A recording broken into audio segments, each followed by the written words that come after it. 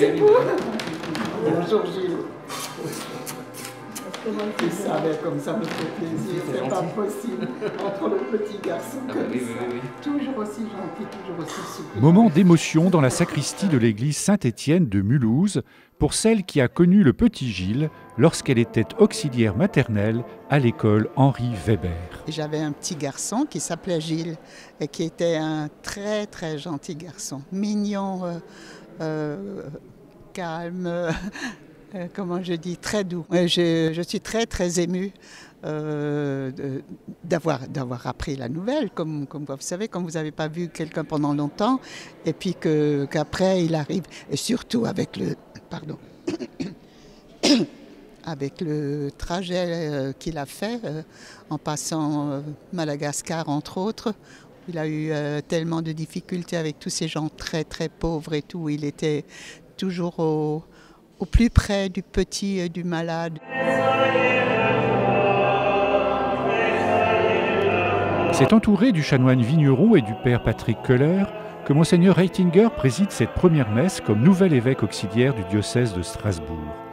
À sa manière, Patrick Köhler revient sur cette nomination. Je me demande, après les annonces à moitié voilées de cet accouchement épiscopal, si Madame Klinkert n'a pas été en quelque sorte la sage femme qui a permis la précipitation finale. Je crois que c'est fondamental de voir dans la personne de Monseigneur Reitinger, celui que Dieu nous donne, pour notre salut, mais aussi pour sa gloire. Et le Seigneur qui n'abandonne jamais son peuple, le tire toujours du peuple pour conduire son peuple. Alors on sait bien que Monseigneur Reitinger a l'odeur de Mulhouse sur lui, l'odeur des brebis, l'odeur de l'Église universelle.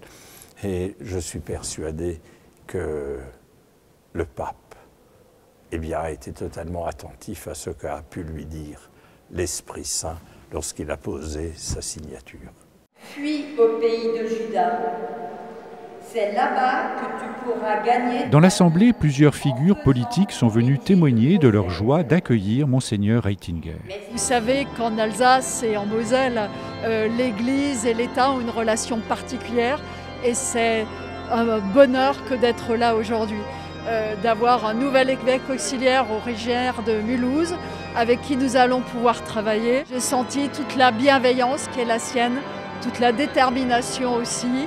C'est un Alsacien qui a des racines chez nous et qui saura faire du nord au sud de l'Alsace pour que l'Église d'Alsace s'épanouisse, se développe en bonne harmonie avec toutes les religions. Présent également l'ancien sénateur-maire de Mulhouse. Moi j'ai ressenti une grande émotion. Il a eu son baccalauréat l'année où je suis devenu maire, donc je ne sais pas si on s'est croisés, mais j'imagine toutes ces années de jeunesse, d'école, d'engagement qui ont pu être les siennes. Et puis je suis très admiratif de son parcours également aux missions de Paris, en Asie. Enfin, ça me fait penser à ces premiers missionnaires au XVIIe siècle d'ailleurs. C'est là qu'est née sa congrégation, hein. C'est cette dimension universelle de l'Église. Heureux les invités au repas du Seigneur, voici l'agneau de Dieu qui enlève le péché du monde. Mais au fait, à quoi sert un évêque auxiliaire ?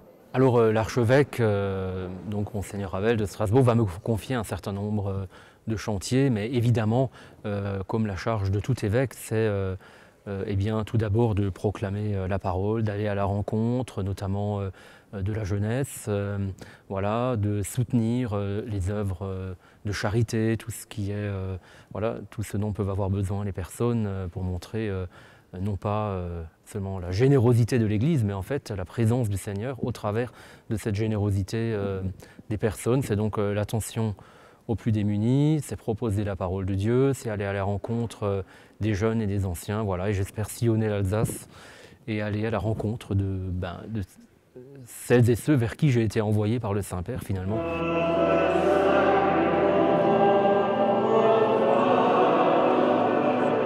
Nul doute que l'agenda de Monseigneur Reitinger va rapidement se remplir pour honorer cette nouvelle mission qui s'ouvre devant lui.